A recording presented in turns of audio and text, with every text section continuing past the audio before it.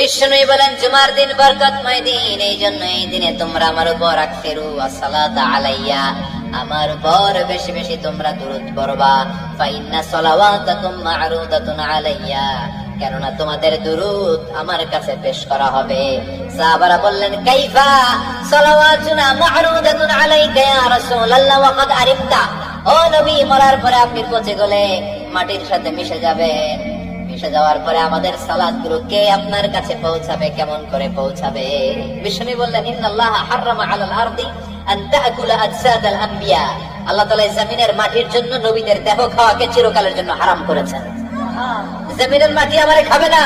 আল আম্বিয়া আহইয়াউন ফি কুবুরিহিম ইউরযাকুন, নবীরা কবরে জীবিত আর তাদেরকে রিজিক দেয় কে? তবে এই জীবিতটা আমরা এখন যেতে জীবিত, এই জীবিত নয়, এটা আলামুল বারজাখে নবীদের জন্য স্পেশাল একটা স্ট্যাটাস। কোন সুবহানাল্লাহ। এজন্য এই দিনে বেশি বেশি বিষ্ণু ইসলামের উপর দরুদ পড়ার দরকার আছে না নাই? এরপরে বিষ্ণু বললেন আরেকটা সুন্নাহ হচ্ছে সূরাতুল কাহফ তেলাওয়াত করা। কোন সূরা?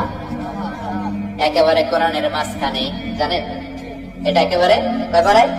15 পারে। এমনকি এই সূরা কাহফের মাঝখানে একটা শব্দ আছে ওয়ালিয়াতালাত্তাফ। দেখবেন কোরআনের সব শব্দ বাক্য এক মানে ফন্টে লেখা, এই ওয়ালিয়াতালাত্তাফ এটা আলাদা ফন্টে মোটা করে লেখা, কারণ এটা হচ্ছে মিডল অফ দ্য কোরআন, কোরআনের একেবারে মাঝখানে। এটার আগে যত শব্দ তারপরে তত শব্দ, এটার আগে যত অক্ষর তারপরে তত অক্ষর। সুবহানাল্লাহ পড়ে ওয়ালিয়াতালাত্তাফ আসলে নাই। এই সূরাটা যদি কেউ পড়ে অনেকগুলো ফজিলত। 1 নম্বর ফজিলত ইয়াকুনু লাহু নূর ইয়াউমাল কিয়ামা, এই সূরাটা কিয়ামতের দিন তার জন্য একটা আলোক বর্তিকা হবে, আর এই আলো দিয়ে সে ফুলসিরাত পার হয়ে যাবে। আবার বিষ্ণু বললেন